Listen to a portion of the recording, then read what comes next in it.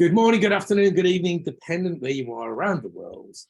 This is our fifth and final panel during Accounts Payable Appreciation Week. If my voice sounds hoarse, I look tired, with bags under my eyes, I'm tired, but I'm overjoyed with the amount of stuff we've done this week. The world has gone blue, as we say, and it's been phenomenal. So thank you for everybody who's watched along, joined on the internet sessions, videos, cameras, you name it, they've done it, baked cakes, dressed up. But we're finishing on a sensible one. Let's put it this one. So the fifth one today, and then we will also have a wrap-up session where I will go live and I will share all of the posts and content from the week. And I'll probably have a couple of special guests in there, including our headline sponsor. So look, thank you so much today. The content today will be phenomenal. It's a topic that both myself and Mary have spoken about several times. It's all about, I mean, the title from a marketing perspective says Mastering AP, and we believe actually that this will help you to master AP because it's an educational session today. It's all around e-invoicing, and Mary made a point while we're off line to say, what is e-invoicing and what's a true e-invoice and what's it known as around the world? So we'll delve into that. But before I start, I want to introduce our panel today. Well, I'm not, they're going to. So Mary, would you love to sort of introduce yourself to our audience, please, today? So yeah, hey, I'm Mary Schaeffer from AP Now across the pond, and we focus on all issues related to accounts payable. So that's why I was very interested when Jamie and I were talking about this, and I'd seen the Picaro, all the different work they had been doing on e-invoicing and what I call mandatory e-invoicing. Most people, I guess, don't call it that. And so I was thrilled when he said that Matt Hammond would join us. And so, Matt, maybe you could tell us a little bit more about yourself. Yes, certainly. Thanks, Mary. And hello, everyone. My name is Matt Hammond. I'm Managing Director for Western Europe at Pagero. I've been in this industry for almost 20 years. Pretty simple background, 20 years of electronic invoicing. Majority of that has been actually delivering accounts payable projects for multinationals.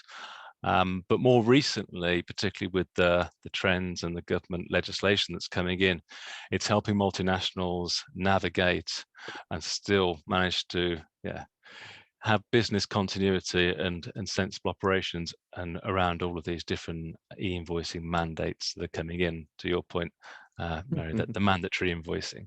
Yeah, so thank you very much. Lovely. Thank you both for introducing yourselves. And just as a reminder, this session itself is part of our collaborating partners, the Midlands, the Shared Service Centre Forum UK. Thank you, Lindsay and the team, for all the week. Actually, I've watched a lot of the week's content. And the Shared Service Centre Forum UK, they have content which spans all the shared service world. So it's HR, the payroll. Today's a finance day. So we've got the back end of the day. It's a 3 p.m. UK start for us. But again, thank you so much for the SSF UK for allowing us to be part of your collaboration. I saw Ellen's session earlier, Ellen Leith. I know both you know Ellen really well, and she had a great session on procurement earlier. So great week. Thank you for including us. But let's make a start. Okay, so I think we all agree that, just as Matt said then, I think it's worth going back to the basics about, do people really understand what an e-invoice is or what's the meaning? And look, I'm no expert. So I'm going to open the floor to yourself, Matt and Mary, and not first, which one goes first? Mary, I think the terminology in the US is slightly different. Matt, you'll hopefully know, because you're a global player, all of the terminology. So if we could just explore the basics. So what is an e-invoice in its entirety? And what are the perceptions and the reality that you hear on your journeys around the world? Mary, do you want to start in terms of the US? And I'm going to be interested. So Matt, you can disagree with me, but I mean, please do, because there's, in the US, many people use the term e-invoice basically to mean anything that comes in electronically, including email and including PDFs. Now, I know in the US, if we went back a few years, this is not the case today. Some of the invoice solution providers, the automation solution providers, we get very angry when people would say that an emailed PDF, for example, is an e-invoice. That debate has kind of gone away.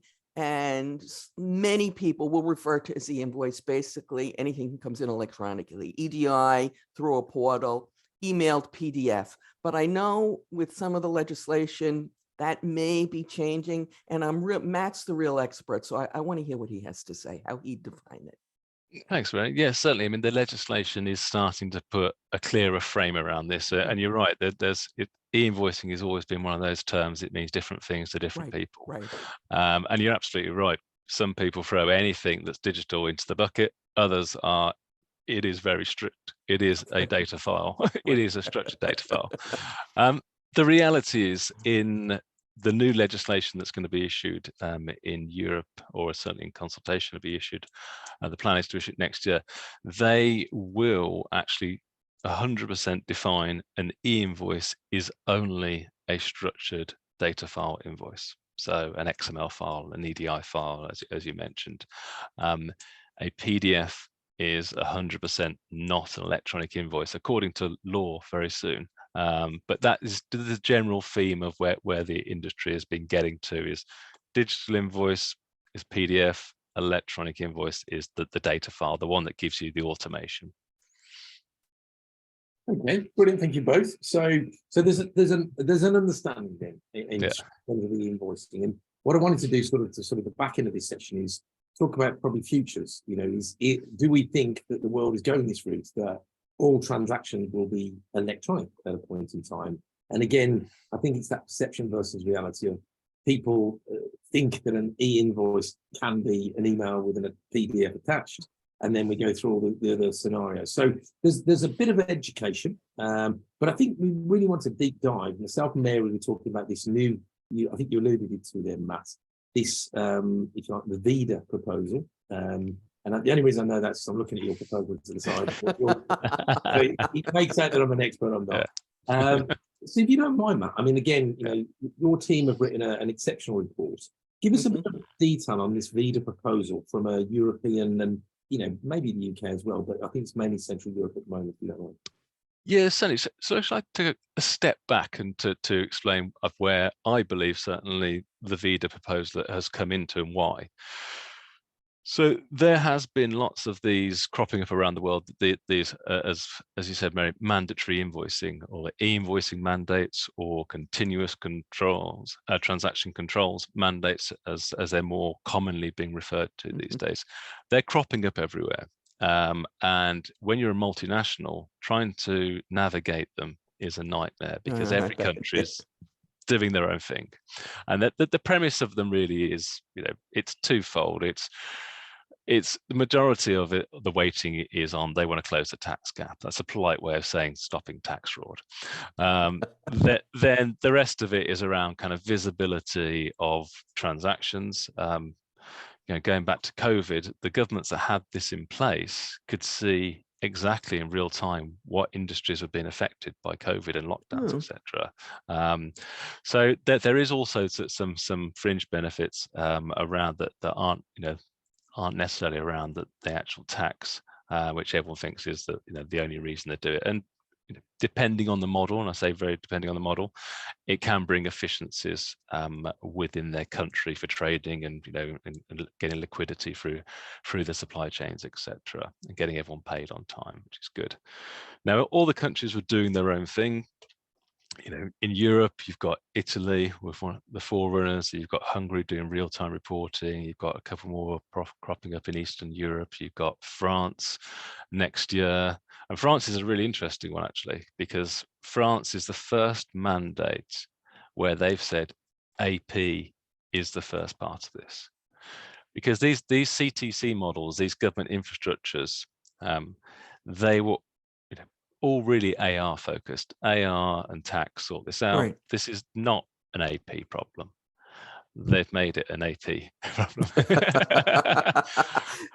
I like to be a bit more, positive. They've made an AP opportunity. Yes, effectively. Yeah, they have said in France by July 2024, you must be prepared and ready to receive electronic invoices.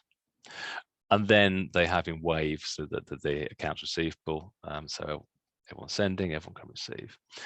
So what was happening, and I'm getting to your question, sorry, that's kind of the preamble. What's happening is all these countries, even in the EU, were doing their own thing, and it's a nightmare. If you're a European shared service centre, if you're trading in the European Union or multinational, it's an absolute nightmare. You'd think the one place that they could actually align themselves in the world would be the EU. Right. And if they can't do it. Yeah. And they hadn't. So they've launched this VIDA proposal, and it's kind of comes in two big waves: legislation for 24 and legislation for 28. And this is their first attempt to try and unify all of these different mandates, try and create a common way of working across Europe. There's many things to it. I'll stop talking, because if I carry on listing them, I'll still be talking in 2 hours. So I'll pause there and let Mary ask another question or add comment. So, by the way, I found it very interesting. You could keep talking. So, one of the things that went through my mind when you were talking about, PDFs basically will not be considered an electronic invoice, and at least in the United States, I'm guessing in other parts of the world, that is a large chunk of what we call e-invoicing or electronic, what people might consider electronic invoicing. Now, going back to the days with EDI, when EDI was popular before this other stuff came out, and certain companies were saying you have to transact with us with EDIs, smaller and even mid-sized companies were not capable of doing it. And so what popped up were into companies that would serve as an intermediary. I would give you my information, you would convert it to. So do you see the same thing happening here? Yeah, so it's interesting. So you're right. I mean, EDI, we'll go back to the business to business world when people wanted to automate. EDI, very prevalent in the US. EDI has prevalence in Europe, but where the pivot was in Europe was the advent of the network. The trouble with EDI was each party has to integrate together, point to point, and that becomes very difficult, and it only scales so far. You can't use EDI for your entire supply chain; it's impossible. Whereas the e-invoicing and networks and the intermediaries of various different ilks, they allowed a solution to go right through the supply chain, and they became very popular in Europe. Now, the problem there was that most of them, and I know because I used to work for some of them, they all started with the mindset of, we're going to be Visa or MasterCard. Yeah, we won't be alone, but we're going to be Visa or MasterCard, and maybe there'll be one or two others, but we'll There'll play be a Discover card here and there. Exactly. But there'll be 2-3 of us left, because they offered so much value. Because the idea is one integration, and then you can turn on all your trading partners, and that's if you're a buyer or your supplier in the equation. So it was fantastic, but the trouble is there's now over 1,000 networks in Europe. 1,000? So yeah, so it's such a paradox, because the more popular e-invoicing got in Europe, actually the worse that the projects got, because they were closed. A supplier had to join the network of choice of the buyer of the AP department's choice, and there's only so many networks I'm going to join. If it was free, Visa, MasterCard, and one of the, then I'd join all three. Why wouldn't I? I want to trade with as many as possible. But when there's 100, when there's 200, when there's 400, when there's 500, it's like there's not a chance. So they kind of became a victim of their own success and choked. Then networks came about and said, hey, we're open. We are now mobile phone roaming. So to get to the answer to your question, if the network is an open network and they embrace true roaming, then absolutely the brave new world of what we're talking about here, actually that's exactly where this legislation is taking everybody. No longer having government infrastructures sat between transactions. It's having a web of networks that all interoperate, just like your cell phone, your mobile phone operators do. and then a central registry so things can get directed. And that's what this legislation is starting to put in place to allow that to actually happen. That's where I see it will play out. No longer point to point, no longer government infrastructure sat in the middle, and no longer a closed network and people trying to monopolize from someone's supply chain. So can I ask one more question, Jamie, and then I'll let you. So the e-invoicing, what I call service providers, the automation solutions, they will serve as the intermediary, and hopefully they can take the PDFs that everybody's fallen madly in love with and convert that into the data format that will be required, and then we should all live happily ever after. Yes, for a short time being.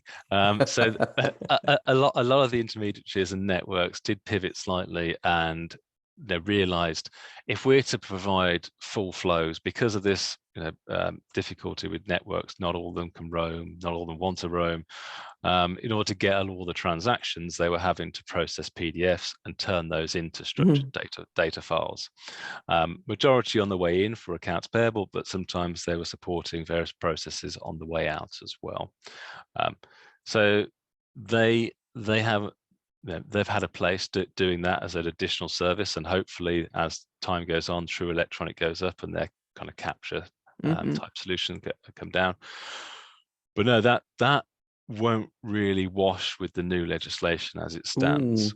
So it's going to be really quite interesting, because a lot of technology that people are using today is, as it stands, potentially at risk of being wiped out. I mean, if you look at France, for example, OCR and other technologies, really once that is, that you've reached the end of the mandate timeline, apart from maybe some capture of international transactions that are coming from outside the EU, there's nothing left for it. So there's going to be a lot of pivoting as well from technology. So really fun times. Yeah. So you said 1,000 networks, and I estimate somewhere between 50 and 100 in the US. I thought that was bad. Yeah. Jamie, I'm going to shut up. No, look, I'm loving it. I'm learning. That's right. But I think I'm just looking, as you're talking, I'm also looking at the report that you guys have written, Matt. And what's interesting is that not only the future of e-invoicing and the network and the potential of the providers will change, which, let's be honest, it's an evolving world anyway. There's lots of change, with AI and RPA and all the good stuff. Loads of change, and we've heard this for a long time. What's interesting is one of the sections is, at the moment, the process is that the buyer and the customer have to accept one another. So you have to send, if you want to send an electronic invoice, the person who's sending it has to accept it. According to the report, and I'm assuming it's right, that removed, ultimately that's all removed in EU state countries. So UK, it's non-relevant because obviously we're outside of the EU for the purpose of this. I know, and also, we're not in the EU any longer. But just explain a bit of that to us, if you could, Matt, because that's got to be a bit of a game changer as well, because ultimately there is a barrier there about sending and receiving, and that seems to be getting removed. Yeah. I'll just actually add a quick comment on to what you said there. The UK is obviously out of the EU, as you said. However, it's on public record that our HMRC have been part of this. They've been attending the meetings. We've stayed very quiet from a publicity point of view and a public opinion point of view, because a lot of the countries have started to show their support, or say we will be voting this through, etc. We've stayed very quiet, but it's on record. HMRC and others have been in there contributing, so watch this space. But sorry, go back to the question. This is a real game changer and something that's really quite significant, because you're right, as the law stands today, both parties can transact electronically, but both parties need to agree. So we're going to send invoices via EDI or via a network or via some mechanism, the content needs to be, it needs to comply with the legislation, but that's it. As long as we both agree, we'll trade, and and that's it. But you've got to agree. Typically, that plays out as the AP department saying, "You will send me electronic invoice." But now the tables are turning, and now the supplier has the legal right to send an EN standard electronic invoice, and you have to process it. They are, if you like, becoming official legal tender, and you have to accept it, like when you get a banknote, you have to accept it. So yeah, it's going to be very, very interesting. Does that mean everyone needs to panic and go out and buy an AP invoicing solution? I would love to say yes, you've got 6 months. Form an orderly queue. But the reality is, most companies, if they do want to start pushing electronic invoices and exercise that right, I am sure they will also be backing that up with a human readable version of the invoice as well, a PDF in most cases. So you would get a data file and you get a PDF, so you could process a PDF as you process a manual invoice today. So there's no need for mass hysteria, but at some, as this legislation progresses, it stops becoming, it stops becoming optional, starts to becoming, it's now the supplier's choice. Then it becomes, as the legislation progresses, it then becomes mandatory for cross-border, and then each country can make their own decision about being mandatory within the country. But it's pretty clear that the writing's on the wall, and that's the way it's all going to go. Mary, what's your thoughts? I mean, again, obviously you're sitting there quite quiet because you're thinking. Yeah, so I'm listening to him, and one of the things that I like to do is I always like to give advice. But anyway, are there any special things that if a company is looking for a new automation solution today, are there any special things that they should look for so that they would be compliant with the new legislation? Yeah, the first thing I would say is, I've been saying for many, many years, success leaves clues. Look at what's happened with mobile phones, where that communication has gone. I mean, it's very analogous to what's happening in the market and what's been happening the last few years, and where this legislation is pushing things. Mm-hmm. You're effectively, your kind of iOS is your ERP, and you can see this because more and more ERPs are having their own app stores and applications you can just put in, and they're seamlessly integrate and or easier to integrate, and you more and more are having a collection of applications that suit your business, that fit nicely snugly into ERP, either brought through it or integrate nicely. Then you need to feed it with data, and you need to get data out of your organization. So it's now becoming apparent, particularly with this legislation, that having a network separate to your apps and separate to ERP is the best way to go forward. Like your network, has nothing to do with your apps on your phone, has nothing to do with your phone, apart from you may have brought the phone through the network. That's the coincidence, really. There's no technology reason for that. It's having that split between your ERP, your apps, and your network that is going to put you in a place where it doesn't really matter what the government throw at you. You will be able to be agile and conform to it. It's when you look at some of the older ways of, let's say, of doing e-invoicing and electronic trading, where you've got maybe a procurement piece of software in the middle, and you're connecting buyers and suppliers to this one piece of software, this kind of island or closed loop system. Or you've got an AP workflow, probably more appropriate for the audience today, an AP workflow, and they have some connectivity to it, and that you can connect your suppliers up to it. That isn't going to give you the agility to conform to this legislation. It's that separation. I know everyone wants one, everything as much as they can from one vendor and consolidate Right. things down, but Right. really, follow the lesson that the mobile phones have taught us, would be my advice. And look, I don't want to do this, Matt, but I'm going to put the cat amongst the pigeons, as they say. On this report, Mary, I've just read something, and you may have read this as well, but in 2028, according to the report, elimination of summary invoices. So which, according to the document, says that, where we have multi-line invoices, Mary, where our APT Line item detail. line item detail will disappear, according to this report, and every transaction will have its own invoice. Now, tell us a bit about that, Matt, because that's a big one, isn't it? Yeah, certainly. So just for clarity, line item detail won't disappear. One of the things that they actually have, well, the reason why they've done this is because they want to capture all line item information, but they want to do it everything on a single transaction rather than summarize.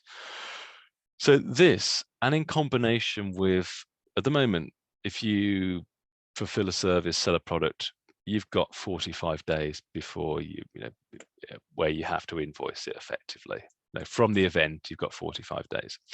When you combine, and that's now reducing to 2 days under this legislation. So you've got 2 days to invoice after an activity. So combine that with the removal of summary invoices, and it creates a lot more invoices, a lot more invoices, particularly in certain industries. So, for example, if you're a telecom company, and this is going to be a big challenge for them to resolve if the legislation stays as it is, because yes, on my mobile phone subscription these days, I don't pay really for the calls. It's all in a package, and I get once a month a bill because the data, and it's no problem. But if I make a call to Australia, that's a line item, and that's an event that's gone. And now I can't get a summary invoice. That can't be, my call to Australia, one to Mary tomorrow. That will kick an event, and that's got to be now billed to me in 2 days. And if I make 10 calls, it can't be summarized. So you'll get 10 invoices? But as it stands, and now there is some, some interpretation around this, but as it stands, you would have, you potentially could get 10 invoices. We work with a lot of the big courier companies. They're looking at this going, if this goes through as is. So my favorite example, Matt, with this is a hospital that orders bandages, also, they could have what I call 300 line item invoice. Would there be 300 invoices in this scenario? So I believe that they can do that if it's all part of the same purchase order. And this is where it's all get a bit grey. And in terms of what you can't do is say, right, there's 10 purchase orders on this invoice. Can't do that. All right. And this is where the courier companies are a bit worried, because typically they would have a period of time where these different drops are happening and shipments, and then here you go, massive great invoice. This is like a summary invoice of loads of shipments and drops, and it's working out, well, what was a taxable event that means that it needs its own invoice, and it means it needs to be invoiced within 2 days, or what can be kind of amalgamated into a single transaction. I mean, that's where this legislation needs a little bit more finessing, and certainly more consultation with industries that are going to be significantly affected by it. But I think, to Mary's point earlier, then, Matt, I think from the report, which by the way is excellent, and I've looked through it all, there's a clear guidance, and there's a step-by-step, date-by-date process. So clear, 2024. Mandatory invoices possible without EU approval. That's coming in process in certain EU entities. 5 years later, by 2028, it's really taking a step forward, isn't it? So between now and 2028, to Mary's point, a lot of businesses we work with, and Mary will work in the States as well. They're either a long way down the automation route of some sort, whatever, improving the processes, or they're just starting out and they're looking at the proposal So I think it's a good thing to start taking into account, because 5 years is not a long time. So let's be No. honest. If you went down the wrong route, or it's the wrong, even the ERP solution that people are choosing, you've got to start looking and thinking about, what's the future of these. So I think this is only great content for us to talk about futures of e-invoicing and all good stuff. Yeah. I think it is, Mary pointed out really clearly, is that your ERPs, your training, your people, your processes will all have to adapt if this comes into full effect. And there's elements of we're not sure, I get that. Because there's a part about the DRR as well, Matt, which we can talk about in a second. Yeah. But there's a lot of legislation that's changing. And again, Mary's sitting there going, well, we'll see what happens in the States, but we'll let the Europeans get on with it first. I'm sitting here confident in the fact that, HMRC might be having chats about this, but it's not legislation. But again, France, Italy, and a few other organizations or countries are going through this. So I think that point really resonates, that people should be aware of it, should be monitoring it. And also, if at any point of automation, ERP solutions or upgrades or whatever, start to really check in with this legislation. Before you know it, it'll be here, won't it? It'll be really front and center, whether in the States, Central Europe. Yeah, certainly. And the thing to bear in mind as well is it's not just keeping an eye on this legislation, because this legislation is parallel to the existing mandates that are all coming into play. So if you look at Italy already, you need to collect your invoices from an AP point of view electronically from the government platform. Suppliers not allowed to send you an invoice directly. You have to go to the government platform to get it? In Italy, yes. It is a cumbersome process, let's say, a cumbersome system, because they've just been lazy and stuck a big infrastructure between everyone. So there's no one exchanges invoices, they all come through the government platform. Now, France, in parallel to this, and separate to this, is still going on with theirs, which I said will kick in July next year. Poland, they're kicking in with theirs in July next year, and again, that's accounts payable as well. And that's it's a real trend we're seeing now, that these mandates are all including AP, whereas we previously said it was all about AR. Are there size limitations? Like, is there an exclusion for small companies? In majority of cases, it's country by country, but in majority of cases, there isn't. But what they have done from the AR side is say, right, okay, if your turnover is this much, you're the biggest, you're tier one, you go first. Then then we kind of go down, right down to sole traders and micro businesses. But there's no exclusions, because the idea is of these mandates, like I said, the driving force is to prevent the tax gap. Now, I can't prevent the tax gap if I can't see every transaction. Right. So France have taken it to the next level. So you've got to receive your invoices electronically. If you receive invoices from around the world, cross-border invoices, you must then report those within 10 days. So you've got to report those to the government.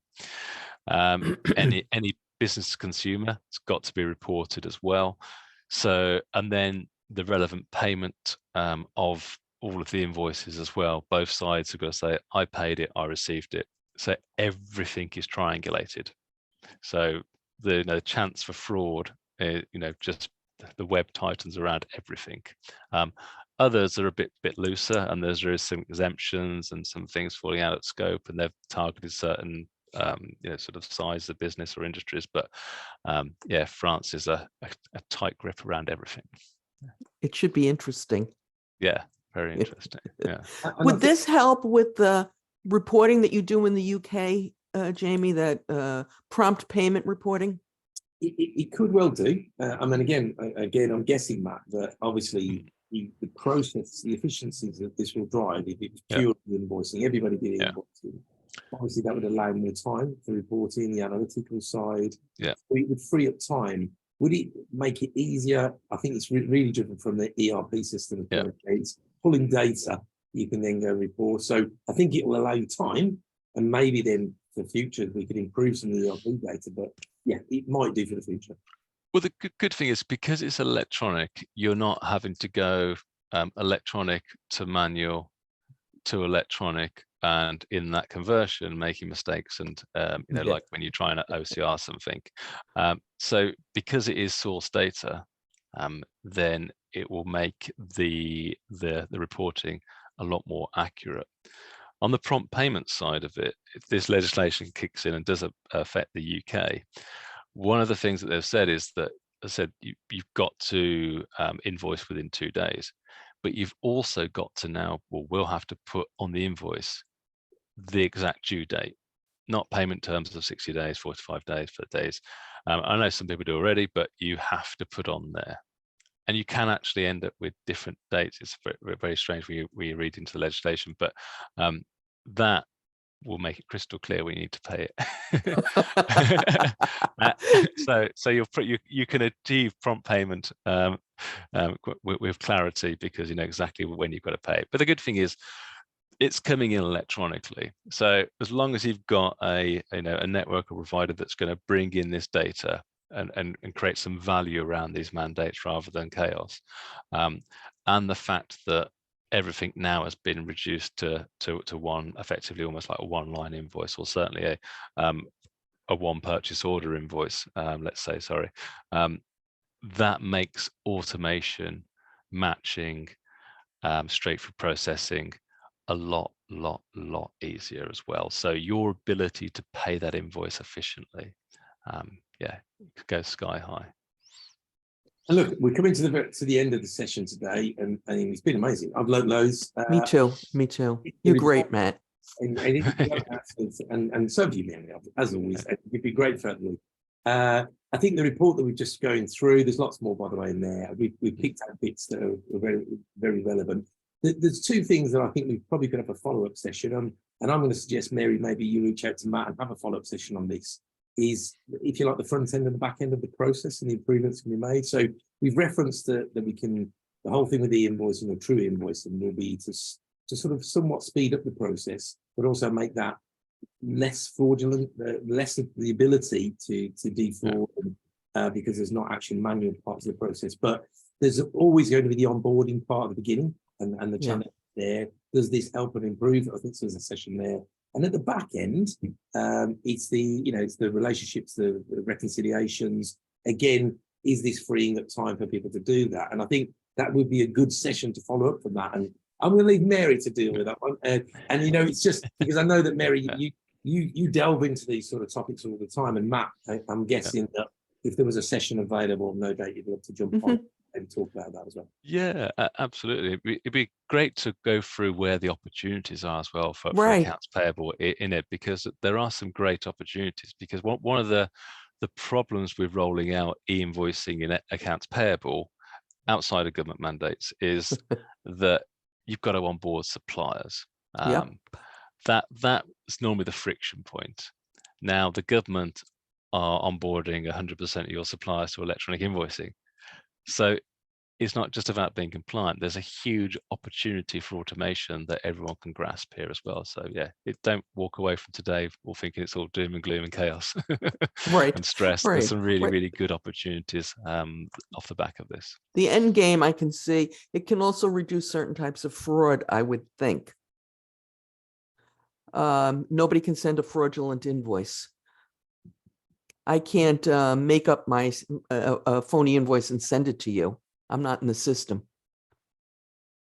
Yeah, I think you're right, Mary. I think there's an element of that, and I think it's and that's why I think the topic of the front end and the back end is a good topic, because obviously we're going to spend time on improving the middle part, if you like, the meat of the sandwich, but we've got the two sides of the sandwich also to look at, and again, as Matt says, I think it's, as always with any of these changes that happen. You and I have been in this world long enough, Mary, to know that changes happen all the time, and there's always been a plan that at some point, robot systems will take over the world, and it's not quite happening just yet. So there's no need to panic, but I think, as always, it's time to start to educate yourself, and that's why Matt joining us today. The report has been superb, Matt, of sharing that with us. We'll make sure it's available to our networks to make sure they can download and get that information, and hopefully we'll follow on another session from this. Look, it just leads me to thank my guest today.